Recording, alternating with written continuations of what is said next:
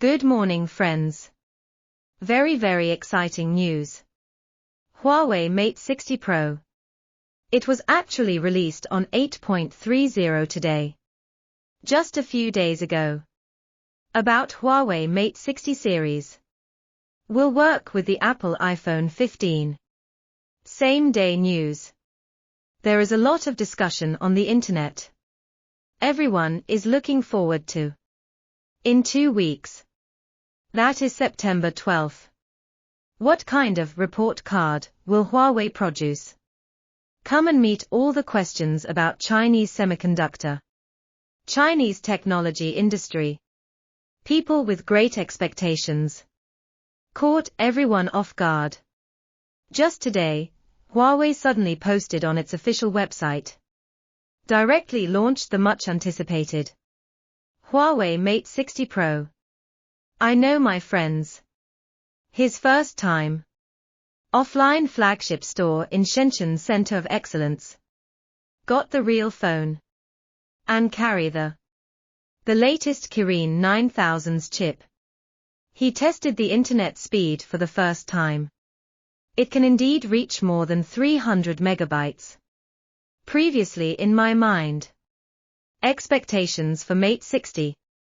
In fact, it is relatively conservative. Think Kirin can come back.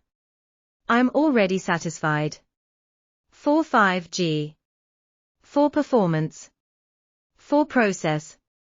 Even price, output. Not too many requirements. Even though the final performance. It can only be compared to the sub-flagships of Qualcomm and MediaTek. I will be very happy. But. Judging from the current news. Kirin 9000s on Mate 60 Pro. Not only can the CPU performance be comparable to the Snapdragon 888. And architecturally. Some new breakthroughs. Yes. Shocked. Kirin is not only back. Not just the return of the king. And also surrendered. Shock everyone. Inspire. Expected. Almost perfect answer. No doubt. Release of Mate 60 Pro. It will not only be Huawei's success. It will also be in the history of China's scientific and technological development. Will be something to remember. Momentous milestone. Then today. From several key points of view, Let's talk about Huawei Mate 60 Pro. Huawei Mate 60 series. In addition to the mobile phone itself. The return of the Kirin 9000s. For Chinese technology. For the whole industry. What are the specific important symbolic meanings? Is it a 5G phone? First. I think everyone cares most. About Huawei Mate 60. Is it really 5G? I personally don't think it's that important. Even I think it should be low-key, and low-key. For well-known reasons. If Huawei blatantly puts the 5G logo, put it in Huawei's new mobile phone, on any propaganda, will cause unnecessary trouble. At least in the US Department of Commerce. In the absence of new regulatory adjustments. Some friends may think Mate 60 is 5G. Yes. Then you think it is. But just looking at the current situation. I personally think that the baseband of Mate 60. It may be some kind of optimized version of 4G. It may have the characteristics of part of the 5G channel bandwidth. Support for higher transfer rates. But latency includes some aspects like connection density. Still using the 4G specification. Of course it is also possible. The baseband is Huawei. Completely redesigned transitional product. Only locked down at the system level. At some point in the future. It can even be unbound through system upgrades. Simply put. In fact, you don't need to worry too much about Mate 60. Is it 5G? Does it show 5G signal? Huawei will not say. No need to say. But I think this time Mate 60 Pro explicitly mentioned. It will feature satellite calling. This function instead. I feel underestimated. Satellite calling function in some cases. It is indeed a lifesaver. Don't think that the usage scenarios of satellite communication. Far from all of us.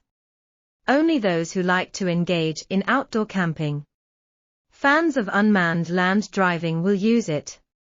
In fact, many times. Typhoon, heavy rain, flood, earthquake. Close to all of us. Occurs when there is a power outage or network disconnection. Sometimes a car that can call for help in time. Satellite call equipment. It is the only safety guarantee in your hands. What Mate 60 means to Huawei. Back to today's topic. Next, let's talk. The release of Mate 60 Pro. For industry. Where is the real significance? Yes. The launch of the Mate 60 equipped with a Kirin chip. The most direct and most significant meaning is. It represents Huawei as a company. Made with communication equipment. Smartphone. IC design. Telecommunications giant. Completed design towards semiconductor. Chip design and manufacturing. Program offers. Possess independent key technologies. And manufacturing capabilities of A. The major transformation of IDM companies in the whole industry chain. This means that Huawei has officially announced. It has 2 feet really stepped in. Semiconductor manufacturing field. Complements the Chinese semiconductor industry chain. What everyone is imagining. But a dream that no one can ever achieve. I want to emphasize. Many people here think that Huawei's Kirin chip. It is directly manufactured by ZX. But I personally think. Probably not here. Due to terms. ZX can't do that directly. The biggest possibility is that ZX provides more specific, more in-depth resources, technical support. However, the implementation still takes Huawei as the main body. I won't discuss it here. Next. We start with 3 key points. Let's analyze Huawei's Kirin chip. Where is the iconic value? 3 keys to the success of Kirin 9000s. First of all, the value of the first practical significance. With the release of Kirin 9000s, what can be confirmed is. This shows that Huawei has clearly resolved. EDA is a big problem. About EDA tools. The importance of chip design and development. I won't go into details here. I've done more than one related video in the past. Simply put, if you are a painter, then the EDA tool is the paintbrush in your hand. If you are a cook, then EDA is your pots and pans. If you were a singer, EDA is recorder is audio software, which includes front-end design and simulation, back-end design and validation, post-simulation. Sign-off is to sign off, and other subdivided software, and the function definition, layout planning, logic design, place and route, verification, post-simulation, layout generation, delivery OEM, and so on, a series of processes. And as the process becomes more advanced, each process will be more complicated. There will be more verified projects. At the same time, only from the perspective of chip manufacturing. In fact, the license fee of EDA. It has been built by the entire semiconductor production line. A big cost. especially for high-end chip manufacturing. Sometimes the license fee for EDA, up to billions, even tens of billions. Yearly subscription and maintenance fees are not included. This means, prior to March, Xu Zhijun, Huawei's rotating chairman, revealed, Huawei has achieved localization of EDA tools above 14 nanometers. This matter has clearly landed. Then the second most important practical significance. We need to know the mobile phone as a very large-scale consumer product.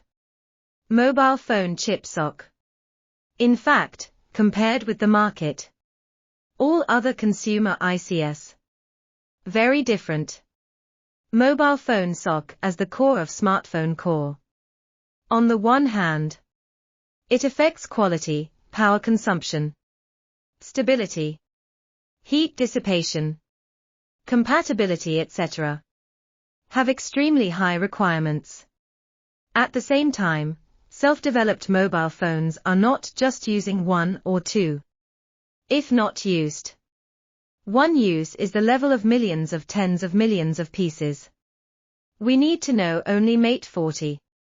The first phase of sales exceeded 10 million units. This time Mate 60. Only more and no less. Previously we learned 7 nanometers process of ZX. Previous N+1. Recent N+2. Yield rate is actually not high. And it can't be completely debeautified. We know that in advanced process chip manufacturing, if the yield rate does not meet the requirements, it doesn't make sense to mass produce. It may even lead to more and more losses. And now the process specification of Kirin 9000s. Not yet public. But we can assume, if ZX 7 nanometers is used, DUV multiple exposure process. That is double patterning.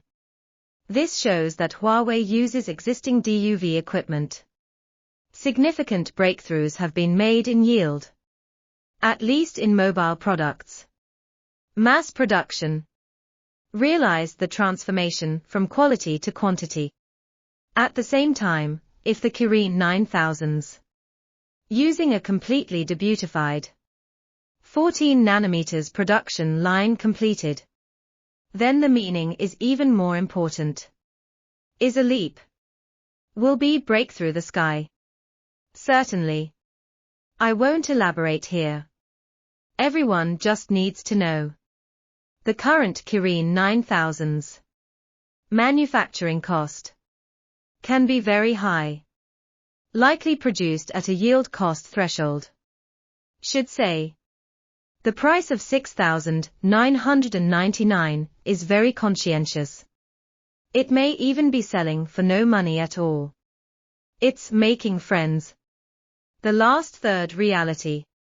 That is Huawei is using the latest ARM v9 architecture.